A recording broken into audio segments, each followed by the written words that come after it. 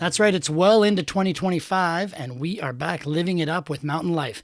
My name is Fee Banks, and Darren Rayner is on the show today. Darren's an iconic filmmaker and an entrepreneur, and a fantastic example of how to pivot your talents in order to pursue your passions out of the shred kid ski bum lifestyle and into a proper career. He grew up making fun little movies and shred edits with his buddies, and when he was still in college, co-founded Velours, a badass grassroots Canadian clothing company that also made films and generally helped push mountain culture down a more creative path. As time went on, Darren pivoted a bit and founded Magnifier, a Vancouver-based creative studio and production facility that makes videos for brands that want to stand out and get noticed. He's a father and an artist and a really interesting cat, so let's get into it. Here's me talking to Darren Rayner at the Magnifier Studios in Vancouver. Darren, first thing I want to ask you is about your relationship with fire. You know, fire. Yeah, you've got, Magnifier Studios, or what's your relationship with fire? I heard you burned your ass on a hot rock. There's been a couple tarps on fire. Like, are you comfortable with fire, or? Yeah, I mean, back in the day with Velours, there was a lot of fire going on at the Olympics, so some magnifiers may be an extension of that. Yeah, unplanned, but perhaps. Yeah. Tell me about the Olympics. Everyone seems to look back very fondly on those. Yeah, the Olympics was just like the anti-contest where we just got a bunch of people together, got a beer sponsorship, went into the mountains, into the woods, and there was like no rules, no game plan. 20 animals, red team, blue team, go. What kind of events? Like ski, snowboarder, GT snow racer? Mostly was it winter or? Yeah, we did winter. We did summer too. Summer was like cliff jumping primarily, which felt a little bit dangerous at times given the alcohol consumption. But winter was like, GT snow racing, snow skates, skis, snowboards, snowblades. It was kind of like we would make up the rules and the games as we went. And Josh Bibby, fellow free ski, who's a free ski professional, he would always spearhead red team, and he kind of like was almost like Mr. Olympics, I remember. The Olympics obviously comes out of Velours, iconic Canadian clothing brand, film studio. Talk about that. You started that in college, or? Yeah, myself and a fellow named Bruce Giovando started at UVic, and really it was just we were just making hats and stickers and T-shirts, and there was like no game plan. Yeah. And we started making these like short films, skits, kind of things, putting them online before YouTube and Facebook were a thing.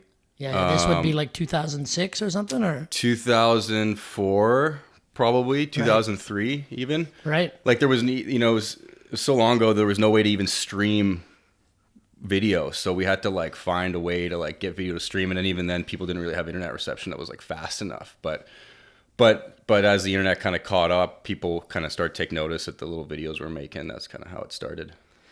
Were you taking that in school at UVic? Were you in the film program there, or? I took psychology. Right. Yeah.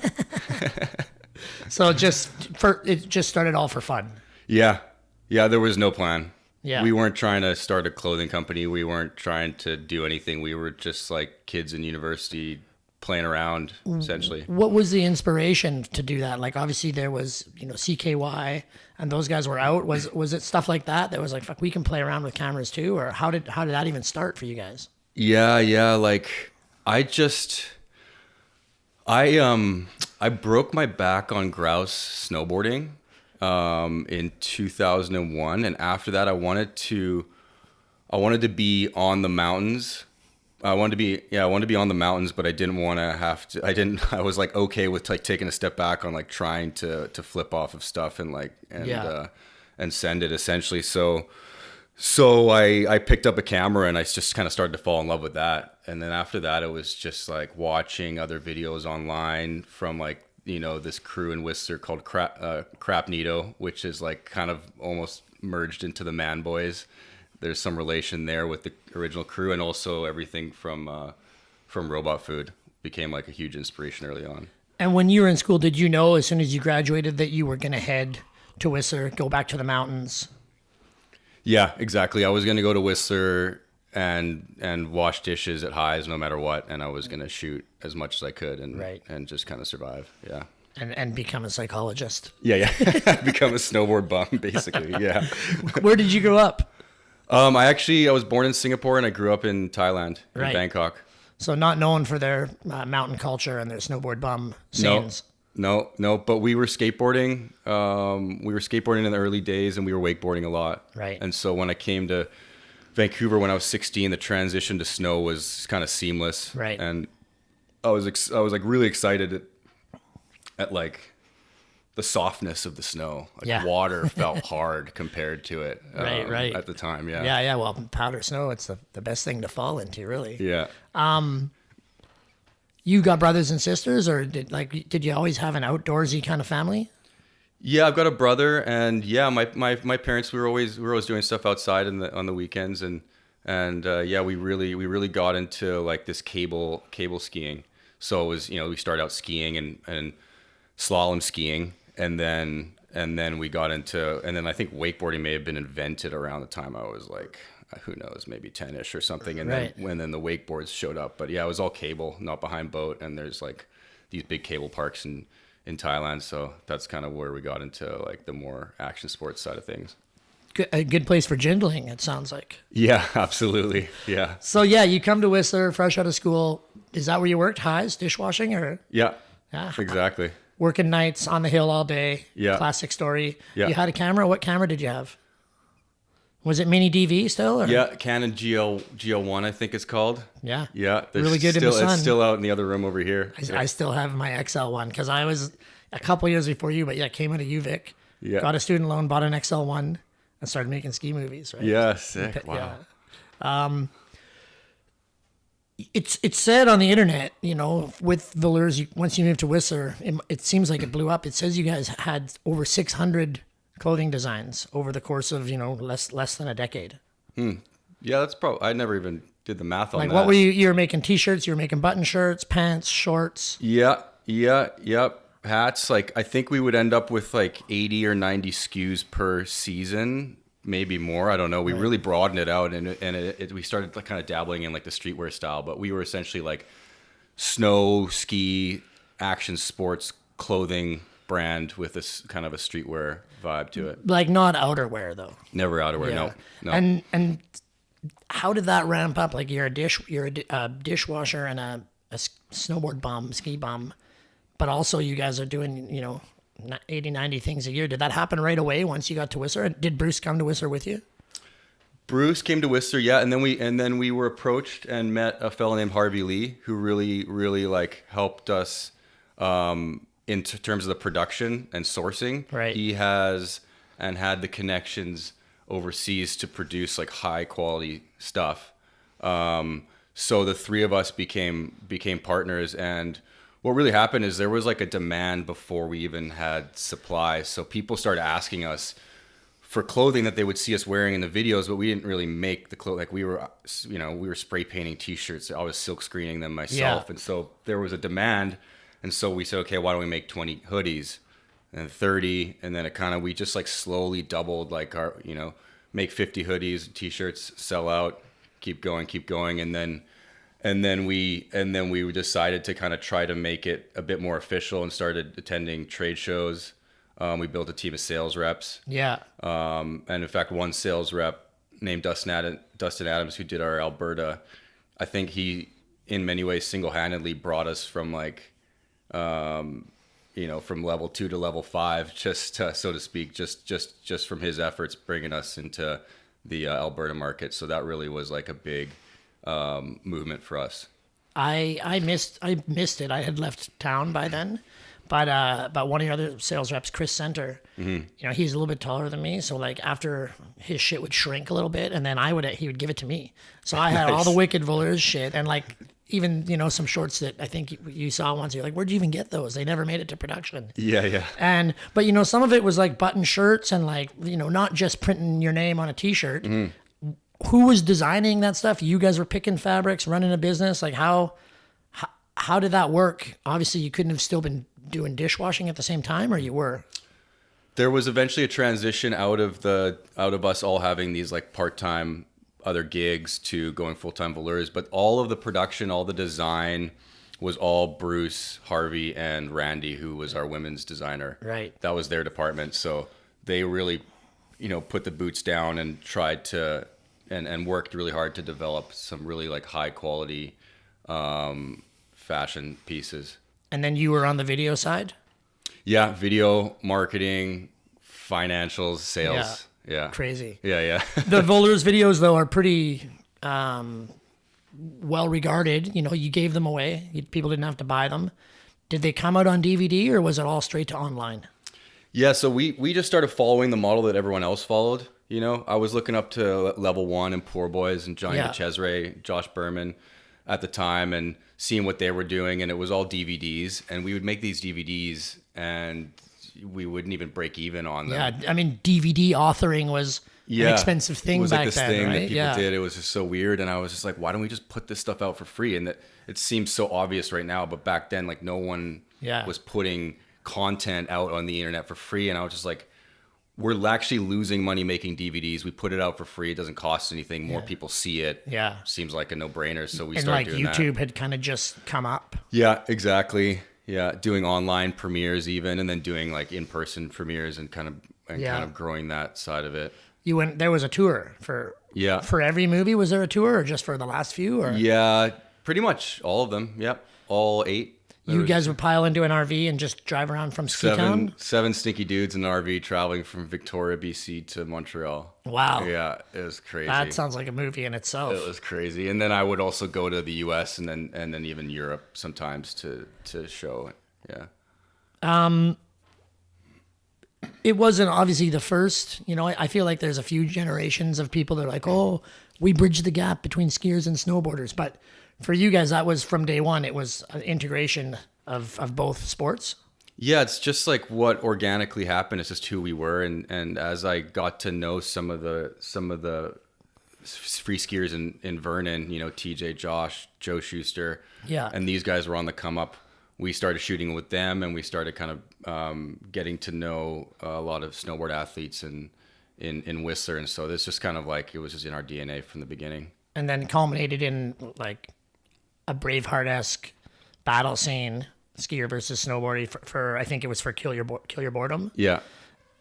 How I know that was a few years in the making. Talk about that. Run us through that scene. Coming up with it and then making it happen. It was interesting because I thought this I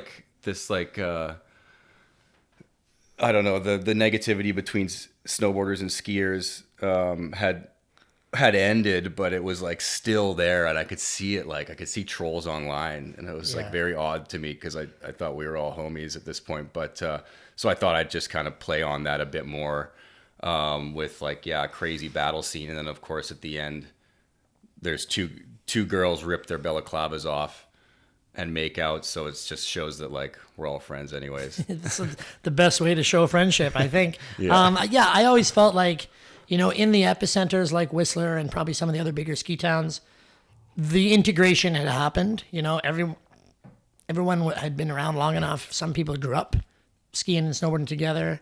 We all went to the same clubs. We had the same friends for DJs. We use the same DJs for our movies sometimes. But then if you get out into the non-core cities, that division still, my buddies would come from Toronto and be like, the snowboarders are sliding off all the snow off the mountain. And like, I don't think my adult friend from Toronto spat on somebody from the chair, but he might have, right? Like it was still like that, but not in Whistler at all. Yeah. Those were the days. It was interesting to still see. There used to be big rumbles back in the 90s. And then at some point you guys pulled the plug on Voleurs. Like it was, a great success story on many fronts, but then and better to go out on top than to fade away. But how did that decision, was that a tough decision to do? What were the circumstances there? Yeah, it was a tough decision.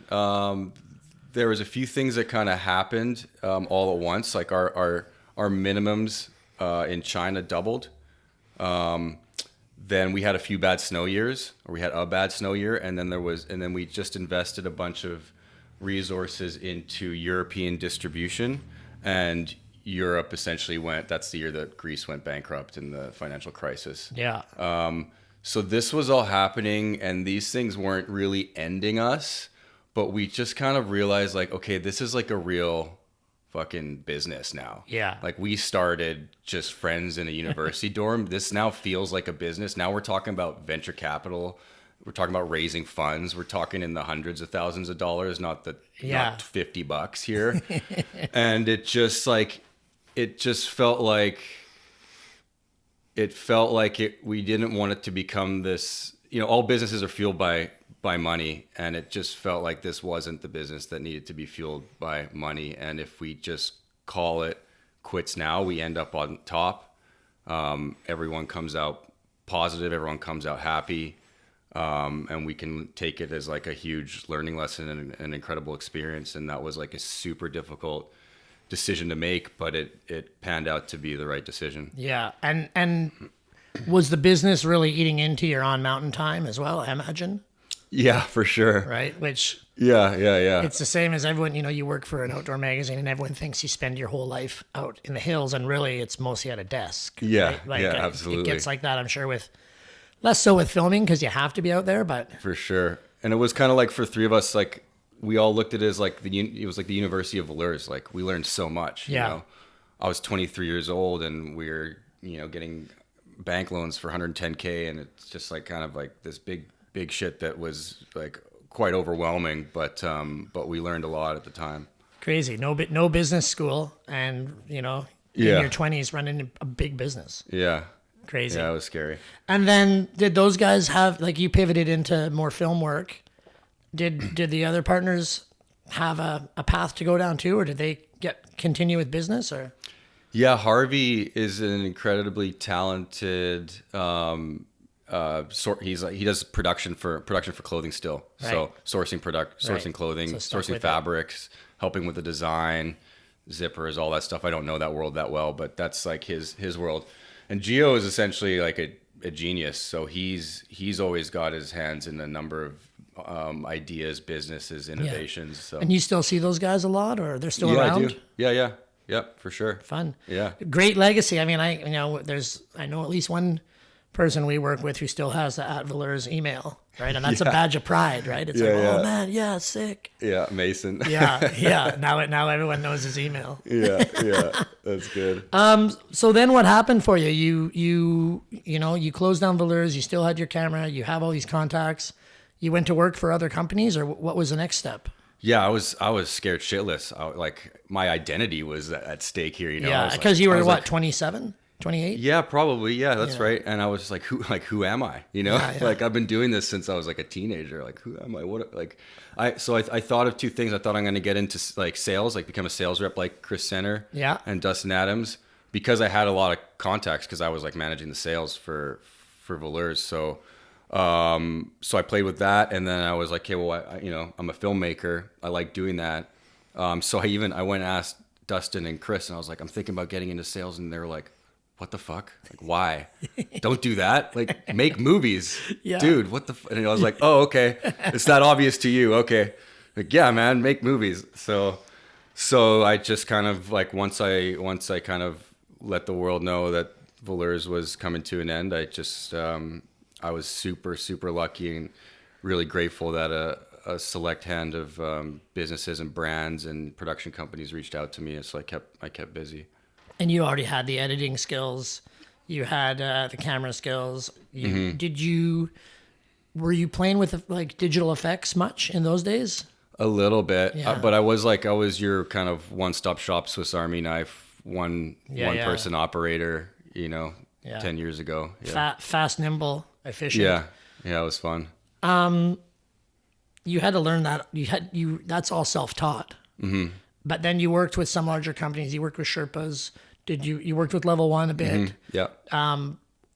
What did you learn from those crews, or from, like, I don't know if you worked with Johnny, but those more established production houses? Was that like a second little schooling for you to help end up what you're doing now? Yeah. I love, like, working with Level One was such a great experience for me. I think I was happy to not be the boss anymore. Yeah. So I was like, Berman, tell me what to do, tell me where to go. Like, I just need a vacation. I looked at it as a vacation. I was like, this is like, I just want to go travel around and chase POW with professional athletes. Like, that's sounds like the fucking dream. So yeah, well, it was the dream for a lot of people. Yeah. So I did that, and I learned a bunch through that. But then I worked with this local agency here called Giant Ant, and they're only animation now, but they're a really successful kind of boutique creative studio. And I got to see how a team works together, and how an agency works, and how they operate essentially. And I noticed I was like really interested not only in the filmmaking, but in just like how businesses work, like how the machine works. So I learned a lot in my few months there. When did you had to move out of the mountains? When did that happen? What did that feel like? Yeah, I was like always in and out of the mountains. So I was always like one foot in Vancouver, 1 foot in Whistler, and a hand in Revelstoke kind of. So it wasn't like a huge Band-Aid ripoff, and I do still spend a decent amount in the mountains. So it's been I'm still grateful I get to spend a lot of time there. Yeah. Yeah. So Magnifier, was that your first solo venture after working for others? When you're like, okay, now I'm gonna become the captain of the ship again, or was there an in between iteration? Yeah, I mean, it was like Darren Rayner Media, right? Which is like the most boring name for anything, but that's just what I was when I was a one-stop shop. Yeah. So it started to become there started to be too much work for just me to handle. So I brought on a fellow named John, who I still work with, and he helped with a lot of the post-production. And then I kind of formulated more of a business model, creative studio model since then, and branded it Magnifier. I mean, one of my favorite parts about it is you put these videos out on LinkedIn or wherever where you're showing people how you do things, and a lot of it's practical stuff. Like I feel like you guys really, I guess maybe some of it just comes from the guerrilla ski snowboard filming where you don't have anything except for practical effects, but you really integrate the practical with the digital, I think, as well as anyone. It takes a really creative mind to figure out how to make something happen in a practical way. Did you, like, obviously you filmed that Braveheart war scene, right? But how did you develop that, a sense of the practical effect as the rest of the world is going more and more digital? Right. So practical versus like VFX. Yeah. Yeah.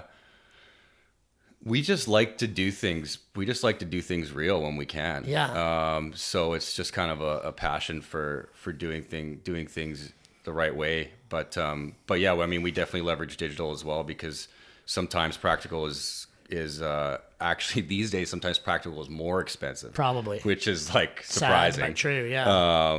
But yeah, I mean, that's also not me, that's our team Magnifier. That's like, we like to have the human touch on a lot of our work. Were you a big movie fan growing up? Were you a horror movie guy or a sci-fi guy, or?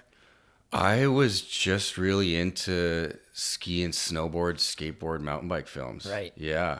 Yeah. I was really just into that stuff, and I was into anything that was a bit different.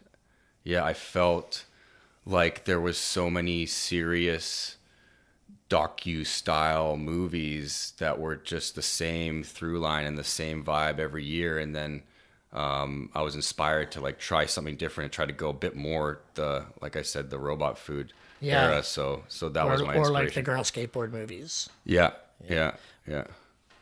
For us, we made our movie in 1999, 2000. So it was just the snow porn era, right? And even then, everyone's like, oh, ski film's got to have a story, right? And we were like, well, we'll pretend we have a story, but we don't really. And then, we grew up watching The End, right? Birdhouse, The End, that, and Treetop Clear Cut. That's all we watched the whole time, right? That was all you needed, I think. And then it started to go, like you were saying, where everything has a story. And there's a movie that came out this year. I won't say who it is, but there's actually almost no ripping for the first 7-8 minutes of a 20-minute movie, because they're so focused on making the story. And I think now there's a movement to just go like, just give me something that I can get stoked to watch while I eat my cereal in the morning. Maybe not even with the sound on, to get ready to go shred. And yeah, I don't know. Do you feel like that balance tipped a little too far into the documentary. We're gonna go climb this mountain, and I'm the first person to ever like. Yeah, I think there's like with a strong story, the documentaries are still like one of my favorite genres for sure. You just need a really really strong story. Yeah. But what I love to see is like the people and the personalities behind ski and snowboard films shown as they are, not polished. Like that's what the Valleurs movies became, was just like everyone was such a character. Like the whole Valleurs family, there's such characters. I was just trying to capture the characters in the most raw version of themselves, and that ended up being like, to a lot of people, being entertaining.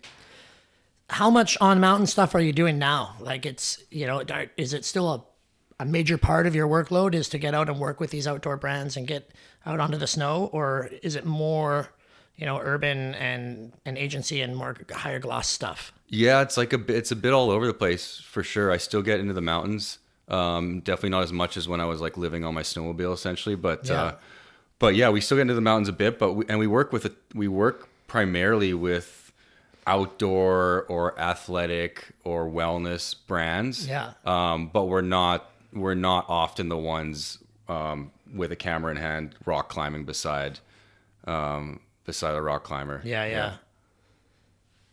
What would be a dream client, right now where you're at? Is it, like I know Greg Stump always wanted to make a tampon commercial, right? That was his dream. But is there anything on the hit list? Have you got a client hit list or a product hit list? I can't top that, but I'm really interested in what On Running is doing. I'm interested in the running space, and we're actually working with a couple run footwear clients today. So, but On Running, I love what they're putting out, and I'm eager to see if we can work together with them. Yeah. And do you run personally as well? Yeah. Yeah. Yeah, a little bit. Yeah. I find I'm not that familiar with the industry, but I find some of the athletes, they take it a little too serious. Mm-hmm. Like they won't, I heard a story where everybody got sick at a summit and the athletes are like, oh no, it's not that, it's something else. Like they didn't want to admit that they got the Norwalk virus along with everyone else. I was like, oh no, it was something else. Do you obviously you like the running space. What does it feel like compared to the old ski snowboard Wild West vibes? Yeah, like it's definitely different, but we take what we learned from the action sports realm. I always try to take like my learnings from producing high energy, fast paced moving visuals that are highly engaging and interesting and entertaining to watch. I try to bring that into whatever we do, even if it's something that's a bit more serious or slow paced. I try to bring that like action sport energy into other projects. So I'm always interested to talk about drones because, from your era, there was no drones, right? And in ours, it was like, we got to set up a cable cam and we need Chili would be in L'Avance Pillowfield on 210 slalom skis in knee-deep powder trying to rig a climbing rope so that we could send a camera down a zip line to total failure. But how did that versatility of camera movement, how did you deal with that? And I feel like some people overuse it, but at the same time, man, you get some good stuff. Yeah, for us, it's just one of the tools in our toolbox. Yeah. Like we pull it out when it's needed to tell the story. We don't just bring a drone because aerials are pretty, but yeah, it's a tool in the toolbox. But drone technology is wild. It's so cool. It's so crazy. We tried to become, at one point we were trying to be, the next drone flyers and shooters, and we do a fair amount of drone stuff, but we're more broadly storytellers and creative ideation. You just bring Moxley in if you need a drone? Or? Yeah. I mean, we have drones here, so we fly them ourselves, but if it's really technical, we just work with our partners. Yeah. We just missed that boat. Even helmet cam, we missed that boat too, right? Like, we had a camcorder duct tape to a helmet. Yeah, right? But 16 mil duct tape to the side of the head. Not quite as bad as that. Where apparently it would sound like you're inside a tank, right, with the 16 mil. Yeah. Or the 8 mil camera going. What's your daily life like now? Like, you're waking up, you're coming into the office most of the time, or is it you're obviously you're on shoots sometime, but is it still the grind that it was 10 years ago? Yeah, it's probably more. But that may be a self-inflicted grind. Like I'm super motivated right now to keep growing this business because we have something that I think is really valuable. And so yeah, I mean, I'm mostly on the business and less in the business. We've got an incredible team of creatives here, Right. from directors, writers, editor, strategists, and we can all wear a lot of hats here. But yeah, like I kind of like, I guess every day first I wake up, 2 kids, pretty full on. 2 kids under 10 or? Yeah. 1 and 3. Oh yeah. 2 kids under 4, really full on. Yeah. But super exciting and pretty fun. Yeah. Like every day is an adventure for sure. It's nice when you can start putting them to work. Yeah. So, then we all come here and yeah, like I said, I'm kind of focused on, collaborating with new clients, and chatting with existing clients and working to grow together. The magnifier social media game, I know I talked about your videos, but there's some of the best videos on my LinkedIn feed anyhow. That's all you sort of run that end of things? That's definitely a team effort for sure. There's probably 4 of us like making those videos. behind the scenes posts and like it's there's an element of script writing involved, and then we shoot it in this room actually, right, and then post production. Yeah. How important is that, do you think, or what's the feedback like? That's an essential part of the business. Yeah, it's just something we're trying, and I think it's like important to kind of get out there and show people what we're about, what we do in our process, and kind of like educate essentially in how things work. It's a little bit of a film school for someone like me, right? Like I used to you get the Robert Rodriguez DVDs at the rental store, and in the special features, there would always be a thing called 5-minute film school, and it's probably all online. But he would show you exactly how, like, we just had a green screen and 2 people and we made it look like a crowd. Or he would give you little tips all the time. And that's what your videos online remind me of. Yeah. And of course, the big buzzword for the last little while, authenticity. Mm-hmm. So it reeks of authenticity because it is. It's just you showing you how you did it. Yeah, it's super fun. It's also fun to look back at projects and kind of remind ourselves, like, how do we go about doing this? Because it's like something that seems so simple can be incredibly complex behind the scenes. Yeah. For a lot of artists, I think you tell yourselves, this is what I'm doing. It doesn't matter what anyone thinks. But how do you deal with feedback? Like, obviously, it feels nice to get positive feedback, but also do you get negative? I can't see it. It's not that controversial what you do, but what's the creative mindset like for you? Is it, obviously you don't do it just for validation, but it must feel good when people reach out and be like, hey, this is the coolest. Or I really dig getting constructive feedback. Like I feed off of that. I want to know how I can improve and how Magnifier can improve. So I really need to know, like, where are we failing and how can we improve in certain areas? Cause no one's fucking perfect. I'm definitely not even close to perfect, but like, how can I look at what we're doing? Where can I find the areas that need improvement, and how can we how can we go about improving those areas? So I would love to get more constructive feedback, but yes, of course, on the internet, a lot of people are quite positive, so that's always nice to see. Do you find the psychology training integrating itself into? I mean, for sure, when you were doing marketing, that must play a bit of a role. But how much of that, what you actually went to school for, comes into your process, creative and business nowadays? I think it's all there subconsciously. I feel like I didn't retain any facts from my degree,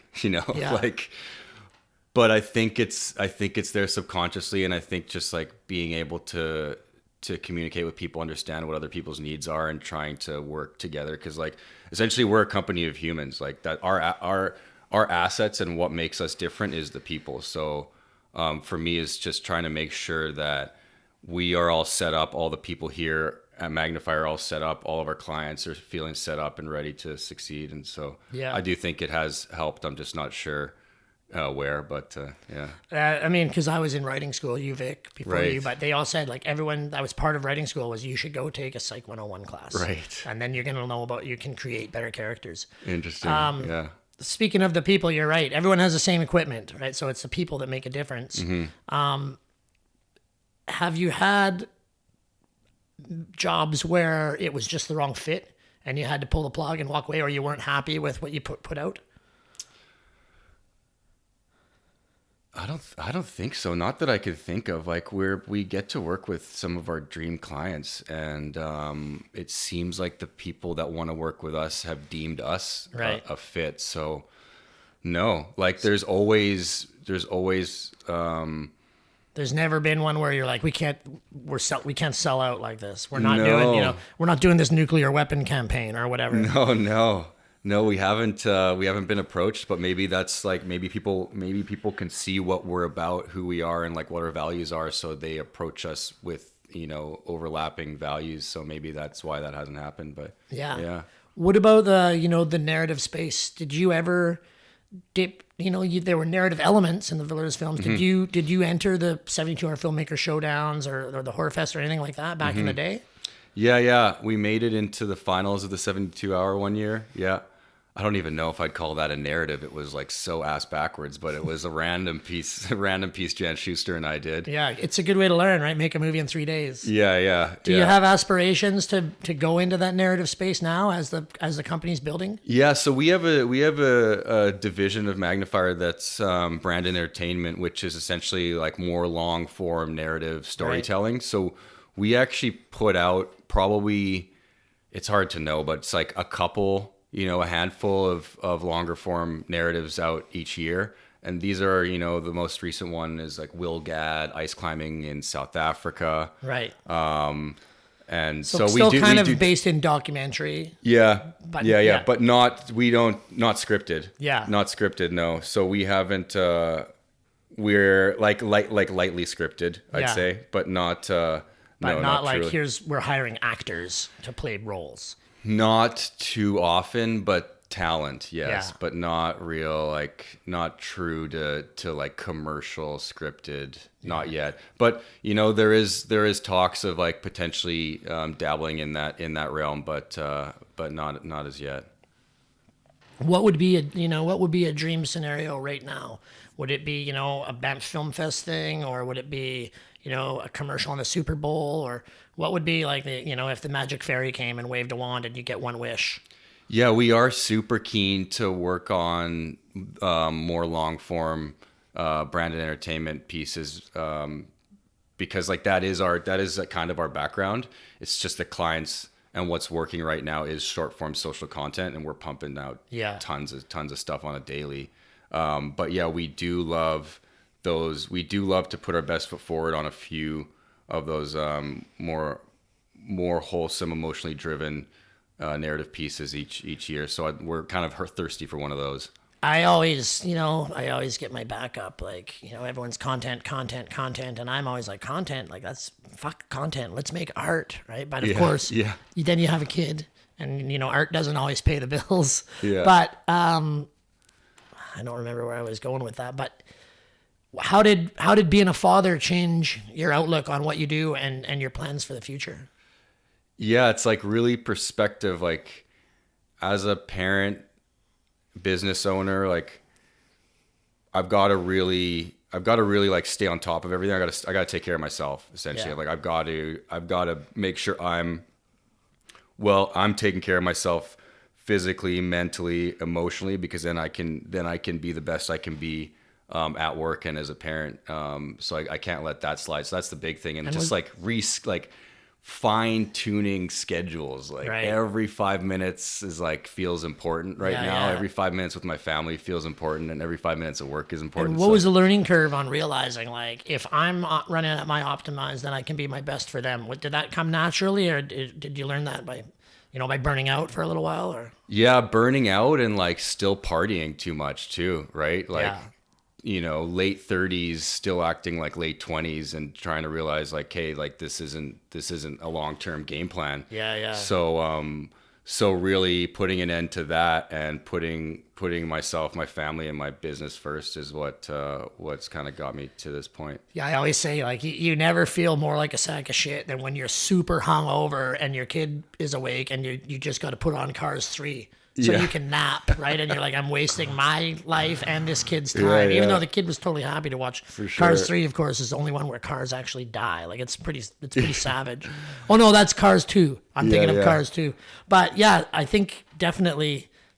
It seems the older I get, the more and more creative success stories that I look up to, I'm noticing more and more of them are like, oh yeah, I stopped drinking 10 years ago, right? And we come from a culture where for most of your 20s and 30s, and for some people beyond that, like partying is part of the culture. It's an inbred thing to everything we did. So was it tricky to step back, or it was For sure. Yeah, I tried for a while, and then I had to just call it quits completely because like the moderation was like not like the light drinking was not really working. But yeah, I mean, it's like I'm super grateful that I don't know what it's like to be hungover with 2 kids. Yeah, like wicked. I actually I'll don't, tell you right and now, I I mean, don't. I only have one kid, but it sucks. Yeah. I don't remember what a hangover feels like. It's like, holy shit. Yeah, like, good for that you. is so nice and refreshing for sure. And like you said, the foundation for running at optimal level is feeling good when you open your eyes in the morning, right? Yeah. As with a bit more years under your belt, looking back at the ski snowboard industry, I always feel like this is kind of an industry, maybe less so now, maybe more, but it kind of eats its own children. Like these athletes, the people working at Starbucks have a program where they can go get education and they can have some better health benefits. And then the people risking their lives, it seems like have none of those options. And then, there's always another younger kid who's going to spin more or jump farther. Did that weigh on you throughout your career? Or, I mean, I definitely, once you lose a friend in the mountains, I really started to think about like, this is maybe not the healthiest industry. Yeah. Yeah. It was like, yeah, I think it definitely weighed on me a bit for sure. Like there's definitely some lost friends and some lost soldiers along the way. And also there's probably a bit of like trauma, hellying people out of the backcountry and like kind of like some somewhat gruesome stuff that happened. That's like quite bloody and things that every kind of like backcountry athlete and filmer has probably seen. Yeah. Yeah, that's the reality of it. And thankfully there was nothing major that happened during our shooting involving any sort of like thankfully, but yeah, that can be hard, and that may have been part of the reason for I was looking for change, and I was just excited to try something new and like have a little bit of routine. Like there's no routine when you're like living in a backpack and a suitcase. So I feel like it might be getting better where, if something happens, I think some brands will send their athletes access to a counselor. I don't know. I hope so. Yeah. Right? Because like people see like, even just me, and I'm not even out there that much. I've lost 20 friends in the mountains in my life. And when somebody passed away on camera in 2000, there might have been a pamphlet about counseling at the clinic, but there was certainly nobody that said, hey, you guys should go talk to somebody. Like you're not going to the Savage Beagle is probably not the best way to, deal with this trauma. Hopefully it's better now. It seems like brands are sending their athletes to better avalanche training, crevasse rescue training. So I hope there's something on the back end too. But that was one thing that helped us step away from that industry as well, was like it starts to feel like some brands don't care about anyone. Yeah, right? it's like I hope so, and I don't know, but I think like the national teams probably have pretty good support, with national teams around the world. But it's tough to say that if every professional athlete has access, and it's probably unlikely. Yeah.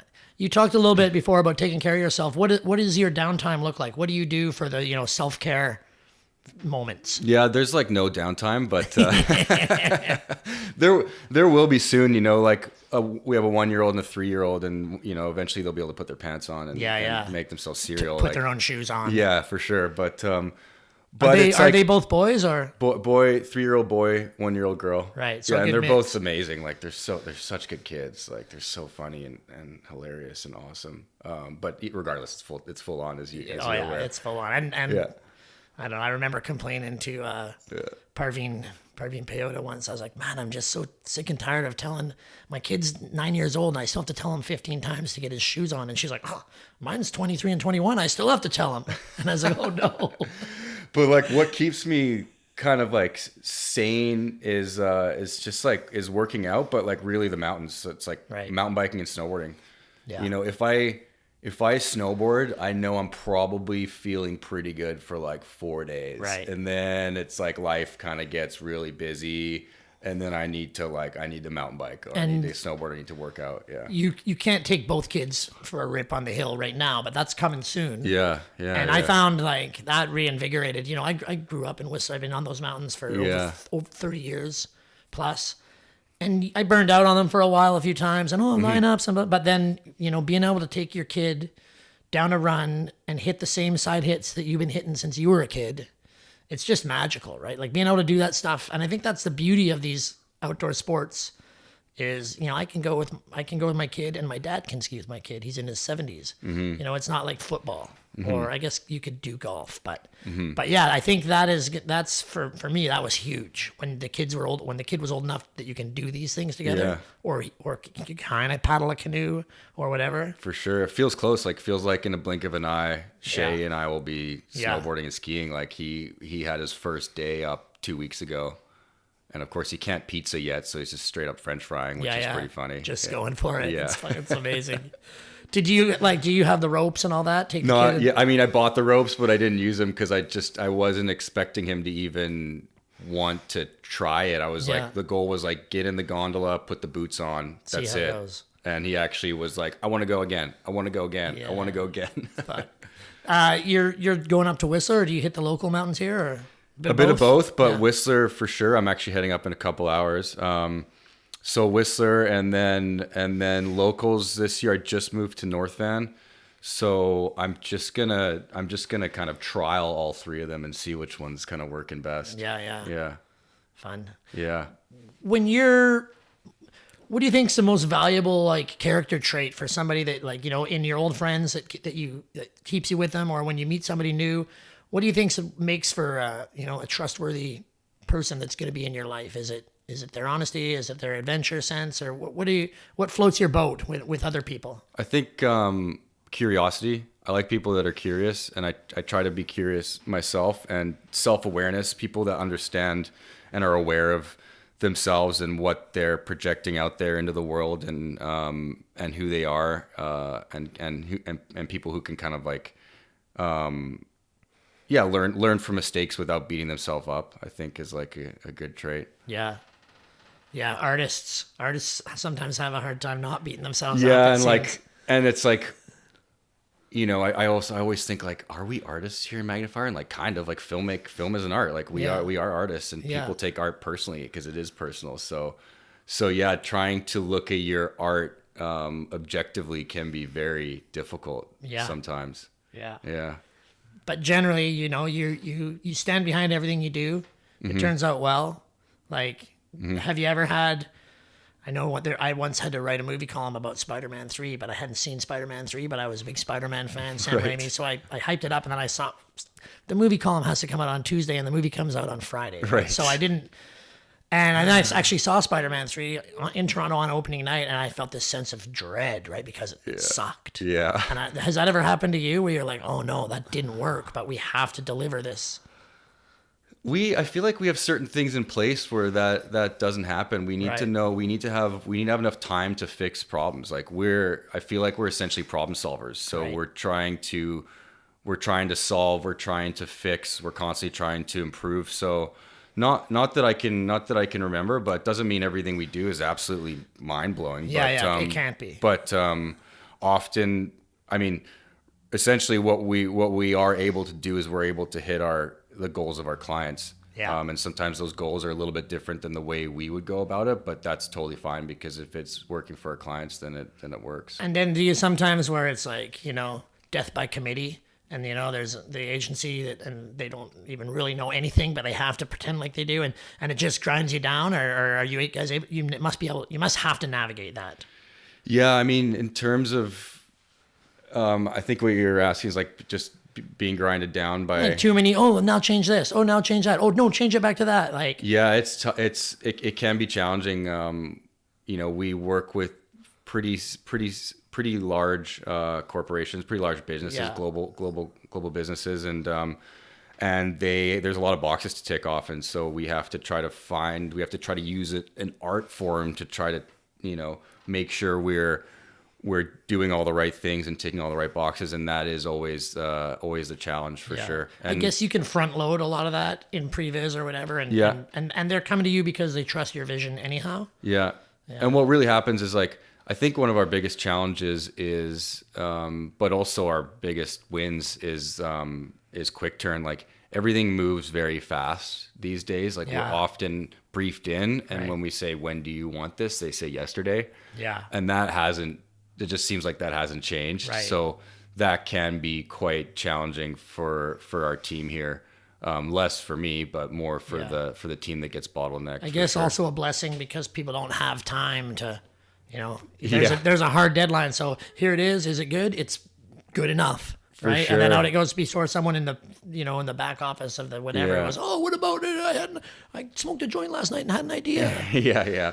Like 3 month lead time for a project is just like not a thing that it seems to exist now. It's like, hey, the new shoe is arriving on Tuesday, so we're gonna shoot Wednesday, and then we need to go live Thursday. That's just like every week. How's your stress levels? Do you feel like it's managed? How's your blood pressure? Yeah, like I'm improving. I'm improving for sure. I think like taking care of myself helps. Like breathing techniques help, but I'm getting better. But yeah, man, like. I'd say burnout is real. Yeah. Burnout is real. Like this year I burned out. I'd never experienced burnout until this year. And there's a lot of factors at play here, but, I've come to realize like, I need to actually like remove myself from work. And how easy or difficult, or how did you recognize the fact that like, this is actual burnout, not just, I've got a long list of things to do? I didn't know what was going on the first time. It's like kind of weird. It's kind of like a drug. It's pretty weird. So first couple times I thought I might have had COVID or something, but it was like, but I could tell it wasn't COVID, Yeah. And then it's just like the classic, you start Googling it and you're realizing, oh yeah, this makes a lot of sense. But yeah, I just have to like peel myself away from work and like take breaks. And I've been doing that the last, like not very long, like 3 weeks, honestly. Yeah. And it's like, it's totally working.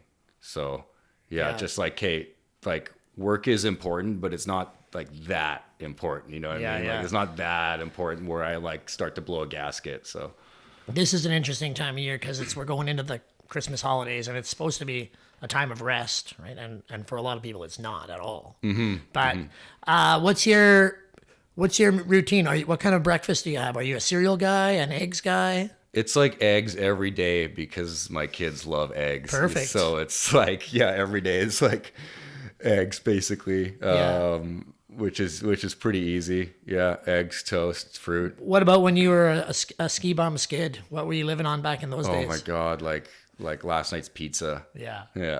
not healthy, eh? No, but you know what? It's like you don't feel the repercussions. You're young, right? It's like, dude, you can eat McDonald's every day, and there's actually no difference if you're 21. Totally. But now it's like the first bite, you're just like, oh shit, this was a mistake. I'm gonna pay for this, right? Yeah. I remember when Showcase Snowboards was selling craft dinner for $4 like they were selling it at a loss. Yeah. Just to get people in the store. Right. And that was a lot of people's life. Mm-hmm. In Uvik, I lived on $5 a meal, but I lived with a guy who had to live on $5 a day. Yeah. Right. Like you're just for food, rent, or like, food and fun. Yeah. But like he couldn't buy a CD unless he didn't eat for 3 days. Yeah. But also that's good for you. Like it teaches you that I always felt like once you've lived like a real skid, you have this sense of almost a safety net. Be like, I can try this because worst case scenario, I have to eat craft dinner every meal. Yeah. And like you can only go chance. up from there. Yeah. Like that's like. And you can handle it if you fall back down. For sure. Obviously nobody wants and to. like, man, couch surfing, when we were shooting ski and snowboard films, like there was no hotel. Like, there's no hotel, but I had this strategy where I would sleep on I would like put like pillows or soft sheets on the floor underneath a table, like the kitchen table, and then I put a sheet over would put a sheet over the table. Yeah. And so that'd be like my little room, like a tent essentially under a table. Right. Privacy. And I'd have all my camera shit charging there, and it was like Sick. I'd have my water, probably my beer before bed or whatever it was. And that was like every house we went to, I'd just like have this little cubby that was in the living room. And it's just like, yeah, I can live under a table if I need to. Dude, that's funny having your water beside the bed. Water beside the bed is an essential one now. A tree planter told me there's not much health-wise that can't be cured by drinking 4 liters of water a day. Right. So, and I know like Bushy always has a 4-liter milk jug full of water that he just carries around all day. Yeah. So that's on my list for 2025. Like, Yeah, nice. Double the water. Yeah. What's one film, ski film, snowboard film, outdoor documentary, whatever, but what's one film you think everyone should watch? Lame by Robot Food. Okay. Yeah. What about books? You read? Not much. No. Yeah. No. It's hard to find the time when Podcasts. Right. Yeah. What's your commute? Do you do it on the drive to work or bike to work or whatever? Yeah, podcast. Yeah, I listen to podcasts. Like What's your favorite? Smartless. Yeah, Smartless, and then from there I generally go to like to podcasts that teach me something, that educate me, because Smartless is pretty mind-numbing but hilarious and brings my mood up. But from there, it's like a lot of brand marketing podcasts. Right. Yeah. What about how much editing do you do? Sit at the editing computer. I don't None. Right. In the old days, that was a huge thing, right? Putting together your shred flick was hours and hours and hours. What would you? Chili and I used to eat that nacho cheese that's not in the fridge, so you can buy right beside the chips, and then dip pepperoni in it. That was our editing food, right? Which probably not the best, but did you have a go-to editing snack? Oh yeah. Beef jerky. Yeah. Yeah. Nice and salty. I make my own beef jerky now, sick. which is good. Yeah. Yeah. How much do you make? Like, do you make one huge batch that Yeah, lasts it's a like year? I'll make 5 pounds at a time. Right. Yeah, and that's enough for about a month for Sick. myself and the team here. Oh yeah. We might have to figure out a trade, man. Yeah, For sure. I got an apple tree, so I dry apples. Oh, good. Yeah. I've been dehydrating apples too. Yeah. It's like So- it's surprisingly time consuming, but It is. Like, it's barely worth it. But also, when you're going up the hill and you don't want to pay 25 or, well, with kids, it can be $80 for a meal. Yeah. Just chuck some dried apples and some beef jerky at a For kid, and sure. they're good to go. Yeah, it's a wholesome meal. What's one piece of advice? What's the best piece of advice you've ever been given? What is it, and by who?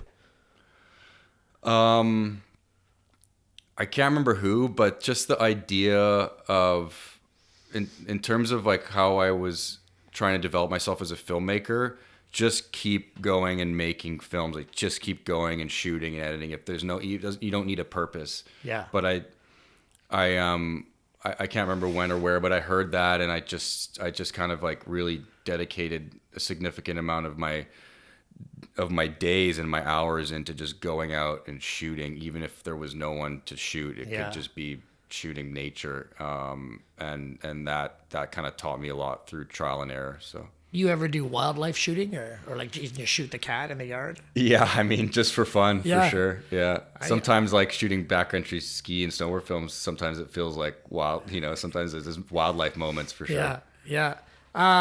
From a business sense, what's one, or business life, whatever, but what's one thing you would tell the young kids out there that are like, man, I want to, like, these guys are a model for what I want to do with my life.